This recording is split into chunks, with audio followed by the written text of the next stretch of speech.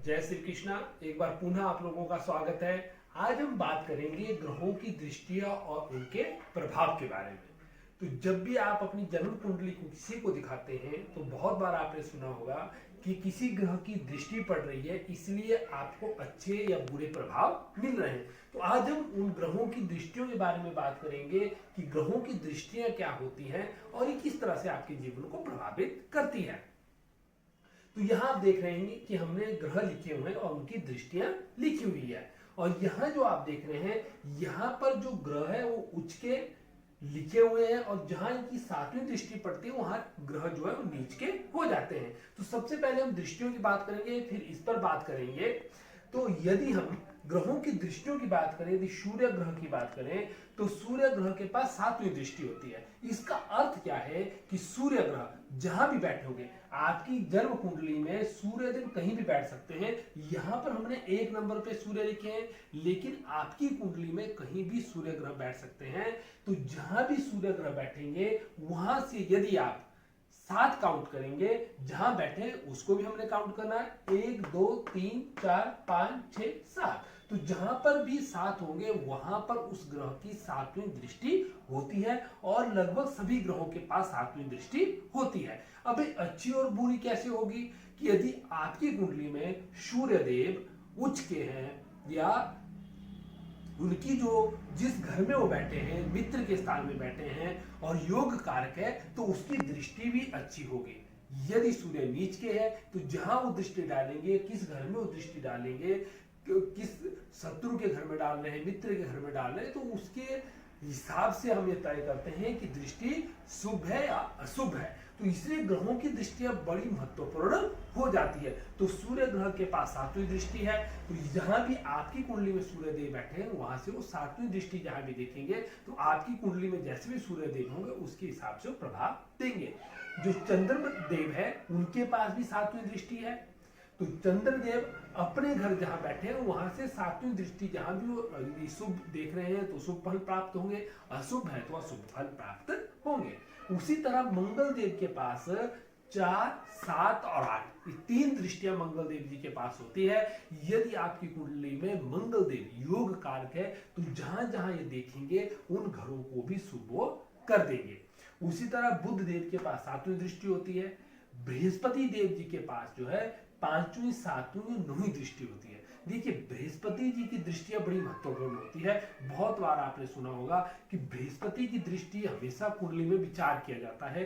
क्यों विचार किया जाता है कि बृहस्पति या गुरुदेव जहां भी बैठ जाते हैं उस घर की कई बार वो हानि कर देते हैं। यदि आपकी कुंडली में गुरुदेव या बृहस्पति देव नीच के हैं, योग कारक नहीं है, तो वो जिस घर में वो बैठेंगे उस घर की वो हानि कर सकते हैं। लेकिन बृहस्पति देव की एक बात है कि जहां से वो अपने जिस घर को देखेंगे 5वीं 7वीं या 9वीं दृष्टि जब वो डालेंगे उस घर को मृत के समान कर देते हैं। तो यही कारण है कि गुरुदेव को इतना महत्वपूर्ण माना गया है, क्योंकि उनकी जो 7वीं दृष्टि 5वीं दृष्टि और 9वीं दृष्टि जो होती है वो इतनी शुभ होती है कि उस घर को मृत के समान कर देते हैं। इसलिए बृहस्पति यदि नीच के भी आपकी कुंडली में है, वो योग कारक नहीं भी है, तब भी जहां वो दृष्टियां डालेंगे उन घरों को वो शुभ कर देते हैं, योग कारक कर देते हैं। वो उसी तरह शुक्र देव की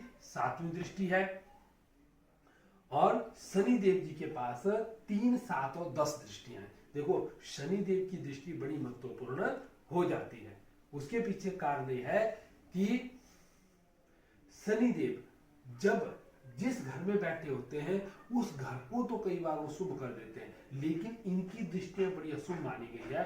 इस पर हमने पहले भी विचार किया था, पूरी कहानी मैंने वीडियो में बनाई है कि शनि देव की दृष्टियों को क्यों अशुभ माना जाता है। लेकिन शनि देव की दृष्टियां बड़ी अशुभ मानी गई है और खासकर यदि शनि देव की दृष्टि विवाह स्थान पर पड़ जाए, आपके कर्म स्थान में पड़ जाए, लाभ स्थान में पड़ जाए, तो इन स्थानों में खासकर विवाह स्थान में शनि देव की दृष्टि अच्छी नहीं मानी गई है। और जिन जातकों के विवाह स्थान पर शनि देव की दृष्टि पड़ती है उन जातकों का विवाह 28 साल के बाद ही होता है।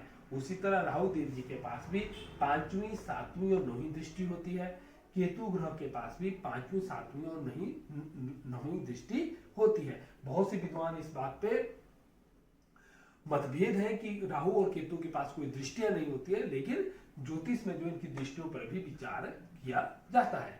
अब यदि हम इसे साधारण तरीके से समझें कि किस तरह से उच्च और नीच इनकी दृष्टियां होती है, वो ज्योतिष में किस तरह प्रभाव करती है, तो उसको यहाँ चार्ट के माध्यम से हम समझ सकते हैं कि सूर्य देव जो है मेष राशि में उच्च के होते हैं। तो सूर्य देव जब सप्तम दृष्टि देखेंगे तो मेघ, वृक, मिथुन, कर्कट, सिंह, कन्या, तुल, तो तुला राशि में जो है नीच के हो जाएंगे। उसी तरह तुला राशि में शनिदेव उच्च के होते हैं, लेकिन वो मेष राशि में नीच के हो जाते हैं। तो जहां जहां इन ग्रहों की सप्तम दृष्टि होती है वहां पर नीच हो जाते हैं। यही कारण है कि सप्तम दृष्टि को इतना महत्वपूर्ण माना गया है और उसके प्रभाव जो है बुरे और अच्छे योग कारक और उनके किस स्थान में बैठे हैं उसके हिसाब से होते हैं। लेकिन यही कारण है कि इन दृष्टियों के हिसाब से उच्च और नीच होते हैं। जैसे कर्क राशि में बृहस्पति उच्च के हैं, तो उसी तरह से मकर राशि में वो नीच के हो जाएंगे। यदि मंगल देव जो है यहाँ उच्च के हैं तो कर्क राशि में वो नीच के हो जाएंगे। तो इसी कारण से ग्रहों की दृष्टियां आपके कुंडली में बहुत महत्वपूर्ण होती है और आपके जीवन में उन ग्रहों का प्रभाव भी इन्हीं दृष्टियों की वजह से होता है। आपको कैसे प्रभाव मिलेंगे, इन दृष्टियों का बहुत बड़ा महत्व होता है। आपको हमारे बनाए हुए वीडियो कैसे लग रहे हैं आप कमेंट बॉक्स में बताएं, हमारे वीडियो को शेयर करें और चैनल को प्लीज सब्सक्राइब करें, क्योंकि बहुत से लोग देखते बहुत हैं लेकिन सब्सक्राइब नहीं करते। तो प्लीज आप सब्सक्राइब भी करें। आगे भी हम आपके लिए ज्योतिष से संबंधित ऐसे ही वीडियो बनाते रहेंगे। जय श्री कृष्णा, धन्यवाद।